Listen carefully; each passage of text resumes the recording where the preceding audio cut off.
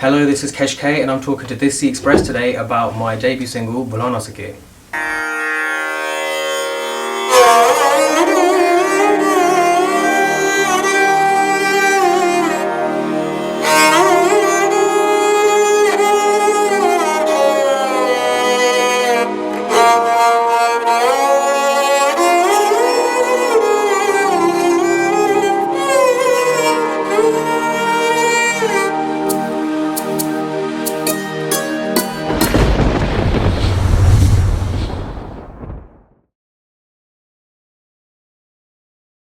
Okay, thank you for being here today.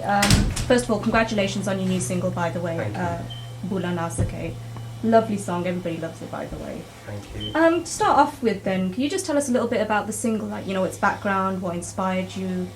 Yeah, the song initially started off with just the composition, so I had no lyrics at first. I'd been in touch with a Canadian producer called Gogan Singh, very talented, and we decided to do a Sufi track together.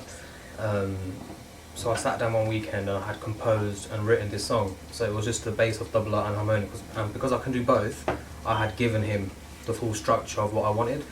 And then over the course of 2 years, we've just been Skyping, and the whole track was on over Skype. I was sending him material, he was sending me back material.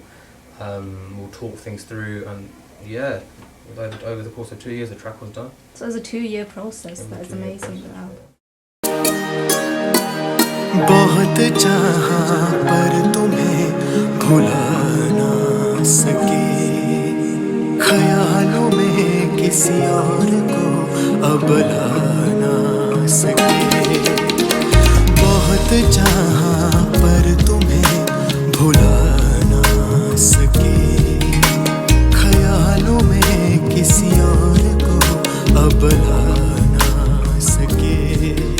अब मैं यहाँ If it took that long, you were obviously very careful about the quality of the track. Yeah, there were obviously bits, time in between where I was just not doing anything in regards to the track, but this year mainly a lot of focus has gone into it. So yeah, it has taken a lot of time. I think it needs, like you said, time. For a song like this, you need to kind of listen to it and again, where you can improve it, where you can't improve it. Because it's a live song, I think that's probably why it's sounding the way it is now, because it just improved every time we improved it. So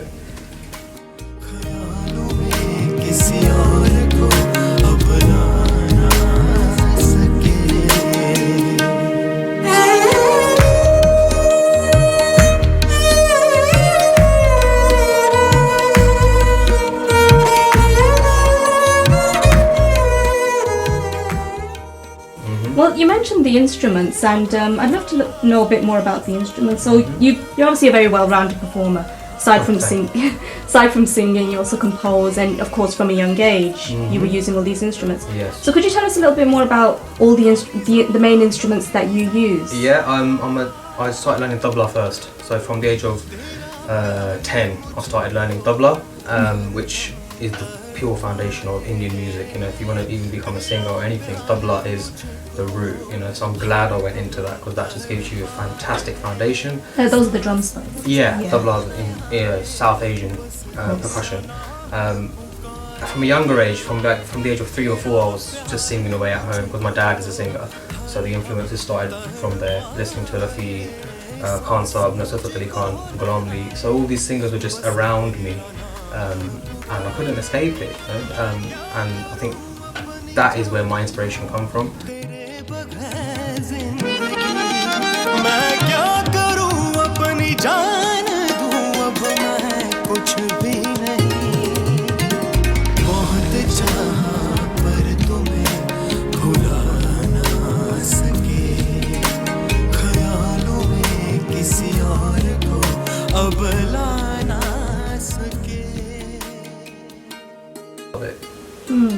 Well, it's interesting you mentioned your father and how he was a singer too.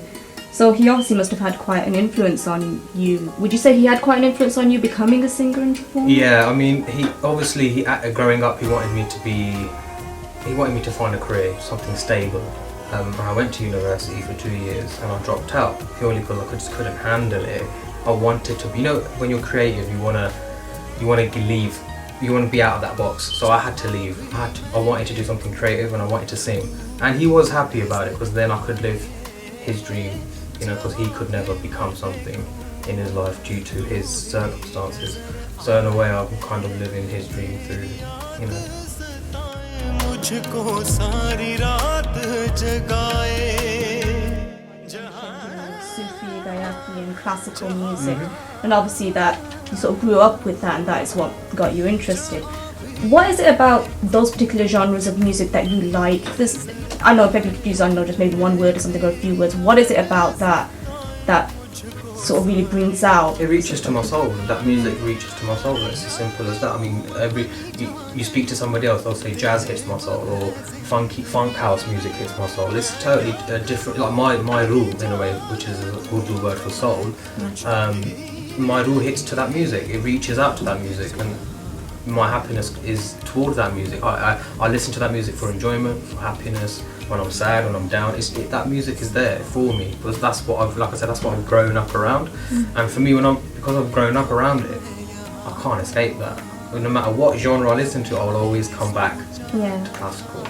That's your niche, really. Isn't it? Yeah, I mean, I'm not a classical singer because classical is a niche, and it's something that I wouldn't even touch because it's so powerful, it's so intricate, and you need decades of practice for that. Semi-classical, ghazal gaiki, Qawwali, Sufi, Bollywood, that's my genre. I wouldn't dare say I'm classical. So semi-classical. Yeah, ghazal gaiki, Bollywood gaiki, that style of gaiki. But classical, yeah, I can touch that, but I couldn't class myself as a classical. I'll be doing the real classical singers injustice by saying I'm a classical singer. I would never.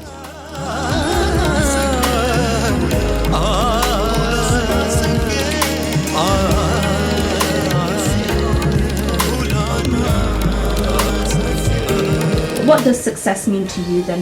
If you could just say it now in like one. Success for me is going to sleep at night knowing that I've done what I've done to the best of my ability, and the rest if it follows, it does. I mean, focusing on the roots is important. Like if you're flowering a plant and you're just flowering the petals, it's not going to grow. If you water the roots, then the flower or the tree will grow to its best ability. So it's the same as you or as an artist. You need to nourish the right parts, you know.